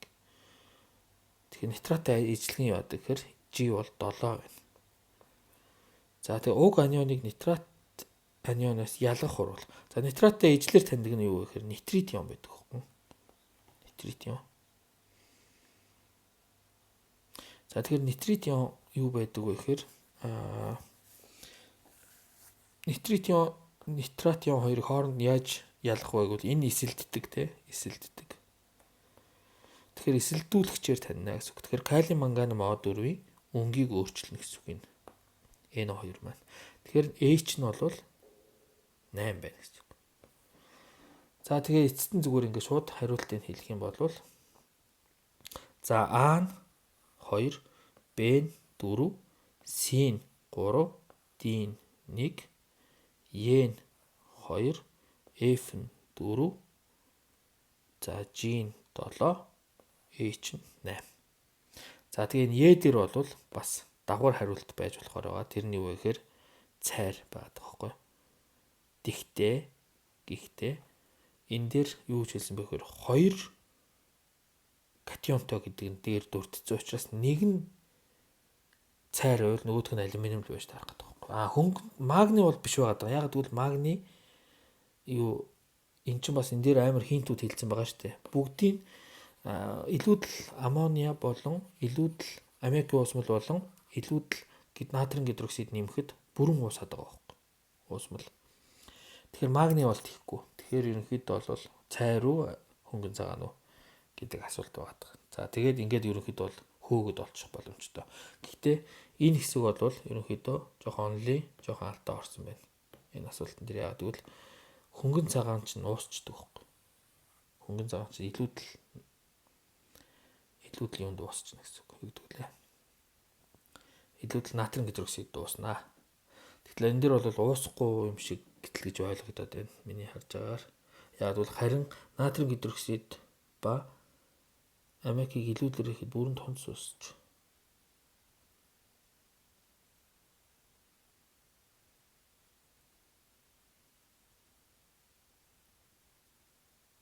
Катионыг доорх хөрөлтөнд зааж гараа. 5 дугаартай хуруу шилэнд ижил анионтой 2 сэлмэг байсан. Уг холимгоос үүссэн цагаан тунц нь илүүдэл натрийн гидроксид ба аммиакийн уусмал тус бүрт хэсэгчлэн уусдаг. Харин натрийн гидроксид ба аммиакийг илүүдлээр хийхэд зөв юм биш үү? Өөртөө бүгд л уусах юм байна. Тэгтээ 5 дахь хэсэгчлэн уусдаг гэдэг нь одоо тус бүрт хэсэгчлэн уусдаг. Үгүй ээ, тус бүрт хэсэгчлэн уусдаг гэхээр чи натрийн гидроксидыг хийхээр зарим нь уусахгүй гэж ойлгоод байна шүү дээ. Аммиакийг хийхээр зарим нь уусахгүй гэсэн үг байна байхгүй. Тэгтэл чи натрийн гидроксидыг хийхээр хэсэгчлэн уусах биш, хоёулаа уусах байхгүй. Зэрэг хийхээр үхээр зөв. Тэгэхээр ерөнхийдөө бол энэ жоохон алдаатай асуулт байна л гэсэн үг болж байна. Тийм байна. Гэхдээ ерөнхийдөө бол хариулт нь хөөгдөд олцохоор яагвал натрийн гидроксидэд байна шүү дээ. Алюминиум уусна. Натрийн гидроксидэд цайр уусах байхгүй. Цайрын ионууд шүү дээ, тий. Илүүдлэр багт. Ингээ X-с байна гэж үзэх юм бол. Тэгэхээр энэ дөр болохоор натрийн гидроксидэд алюминиумыг уусахгүй гэдээ үзсэн байгаа байхгүй. За дараагийнх нь 2-2. За 2-2 дээр болохоор химийн тэнцвэр гэж яасан байна тий. За сул хүчлийн диссоциацийн тэнцвэрийг судалжээ. CH3SO NM тэнцвэр баруун тийш шилжнэ. Тэнцвэр зүүн тийш шилжин, тэнцвэр шилжихгүй гэдэг. За энэ 3 хөлбөр өгсөн. За дараах 4 нөхцөл тус бүр тэнцвэр шилжих чиглэлийг сонгоно. За CH3SO хасах ионы концентрацийг натрийн нэмэх ионоор талсжуулах замаар бууруулахад. За энэний концентрацийг бууруулахад тэнцвэр баруун тийшээ шилжинэ. Тэгэхээр А-гийн баруун тийшээ буюу 1 байна. За натрийн гидроксид. За энэ дэр гэхдээ натрийн нэмэх ионоор энийг тунцжуулахгүй хаа. Энэ жоох эргэлзээтэй санагдаад байна. Ерөн зүгээр CH3SO хасах ионыг багасгана л гэж байгаа юм байна гэсэн үг байна тий. Гэхдээ натрийн нэмэх ион ч өөрөө ямар одоо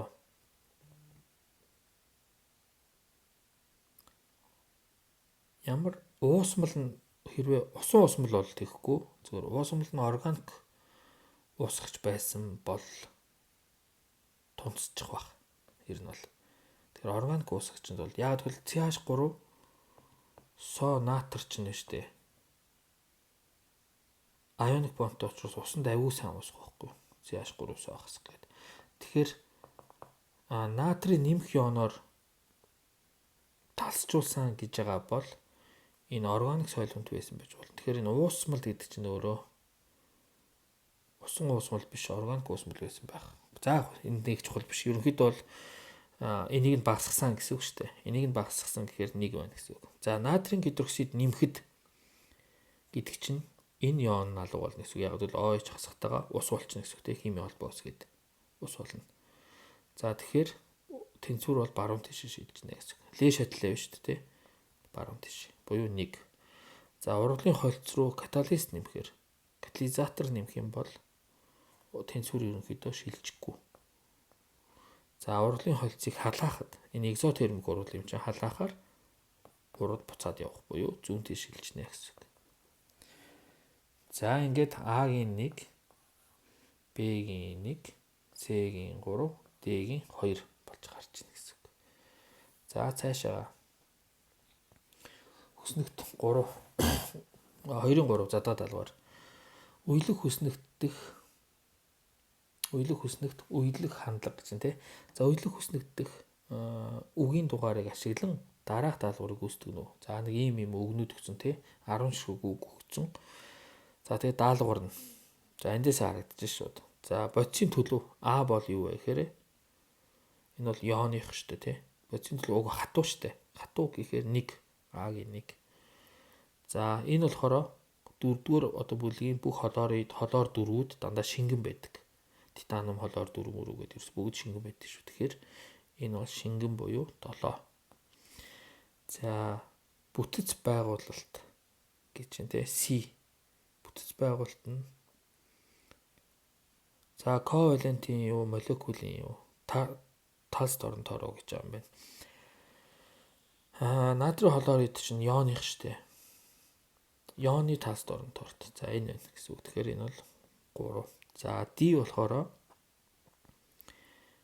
P хлор 5 болохоор молекулын талс дорн торт гэж явах бах.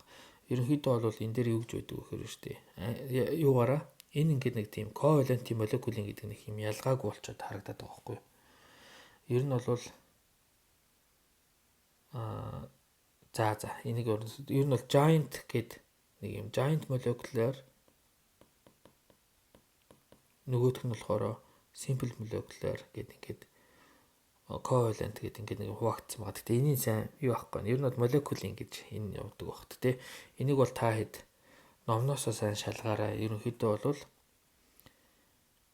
яг би энийг ерөөсөө сайн юу аахгүй. Ялгааг нь явахгүй. Ер нь аль нь giant-ийг нь хэлээд байгаа. Covalent-ийн тааст оронтоор молекулын тааст оронтоор гэдэг яг алийг нь хэлээд байгаа гэсэн ойлгохгүй байгаа байхгүй. Тэгэхээр ер нь бол молекулын гэдэг нь баг. Simple molecular гэдэг.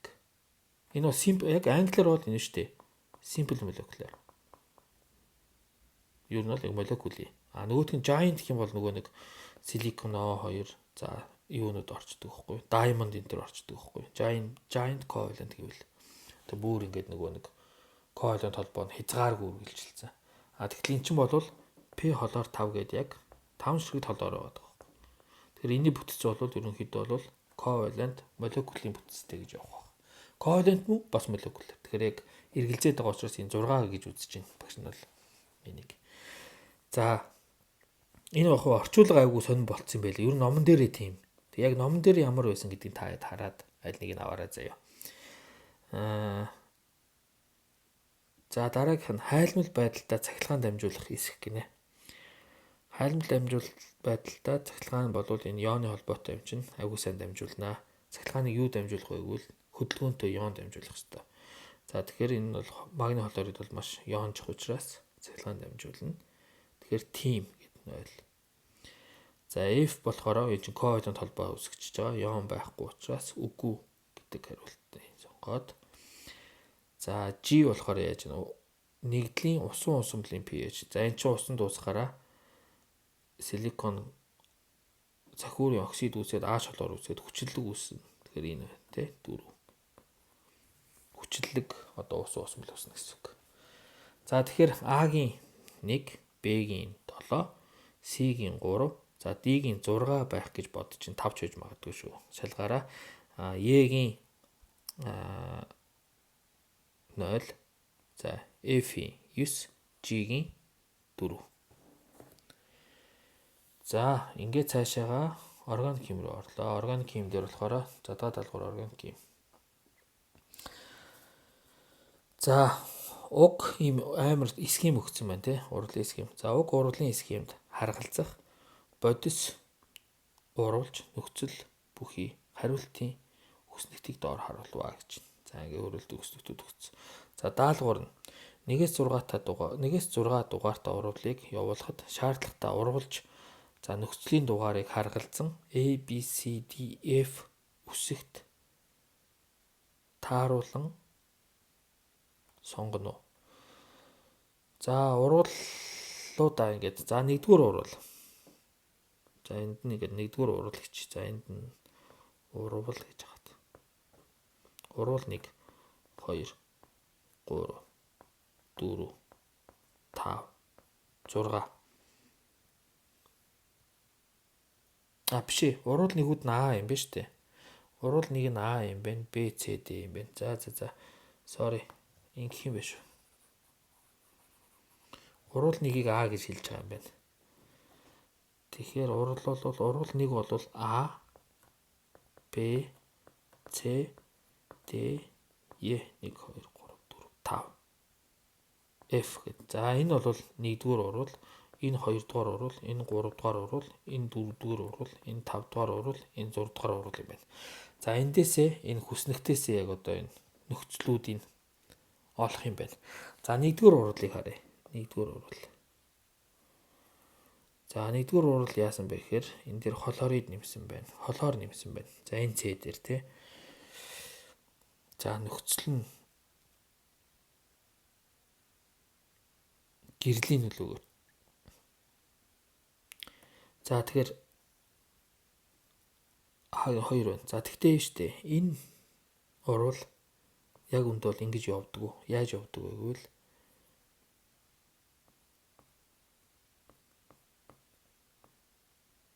энд CH Энд CH 3 байгаа шүү дээ. Энэ дээр холоор нь очдог. Яг л энэ бензилик позишн буюу энэ урвал идэвхтэй. Энэ урвал ерөөсөө ингэж явахгүй. Энэ бол худлаа урвал байгаа гэсэн. Урвал яаж явах ёстой гэвэл ерөөсөө бензилик позишн буюу бензилик позишн дээр явах ёстой. Одоо яг энэ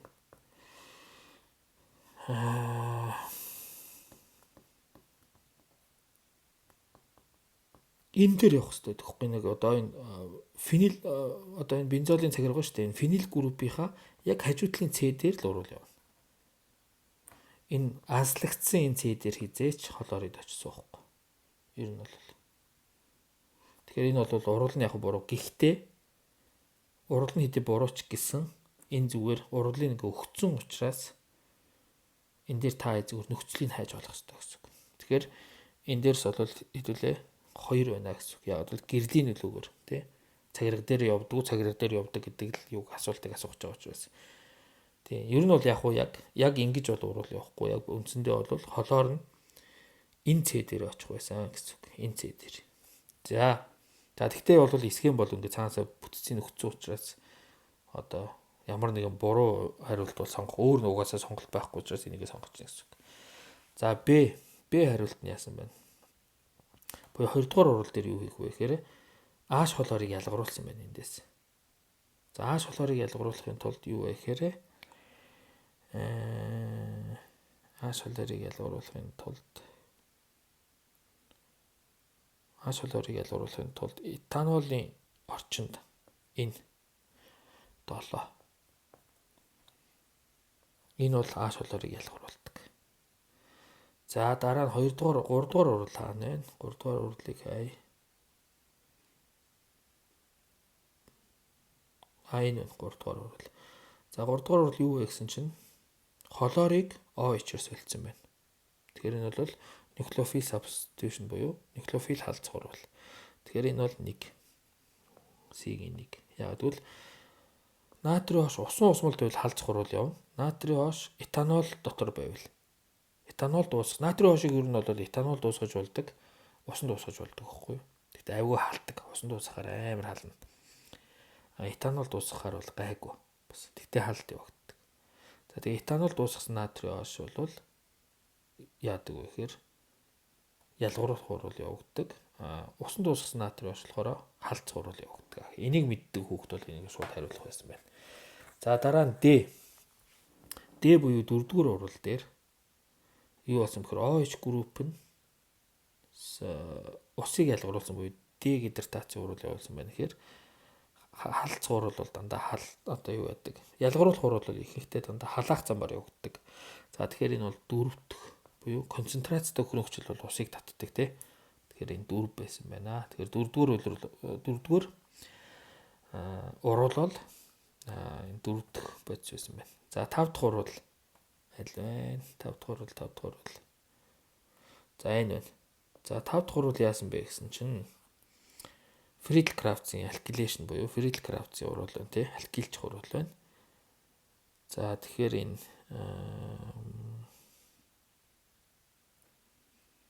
байна 9. Leucine acid ашигласан байх хэрэгтэй. Leucine хүчил ашигласан байх хэрэгтэй. Тэгэхээр 9. За F нь аль байна? F буюу 6 дугаар урвал яасан бэ гэсэн чинь урвал бол яаж явсан бэ гэхээр энэ CH2 дээр яваагүй. Энэ дээр явсан гэж байна. За тэгэхээр ийм үүснэ гэсэн үг. Яг тэгвэл хариултаас ингэж харагдаж байна. За тэгвэл энэ дээр үүссэн гэвэл энэ G бодис маань аль нь байна? Гэхээр томьёо маань аль нь вэ гэхээр 8 биш шүү. 0. Яг тэгвэл энд C нь 2 шиг байгаа учраас 8 бол биш. За H гэж асуулт байна. Схем дэх нийт 8 урвал дундаас ялгаруулах урвалын тоо гинэ. За ялгаруулах урвалын тоо. За ялгаруулах урвалын тоо нь аль вэ? За урвал 2 ямар ч үс ялгаруулж байгаа юм байна. За энийг нэг жоохон цэгцлэхгүй бол бүр ингээд зураа хийчихлээ. За одоо ялгаруулах урвалаа зүгээр тоолчих. Өөрөөсөө одоо ямар нэг бодис ялгаруулж байгаа урвал бол урвал 2 байна. Урвал урал дүр байна тий. Ус ил оруулж байна. Нөгөөх нь урал нэг байна. За бусдууд нь юм ялгаруулсан юм уу? Ялгаруулаагүй. За тэгэхээр ерөнхийдөө бол 2 ширхэг байна гэсэн үг. Тэгэхээр H нь 2.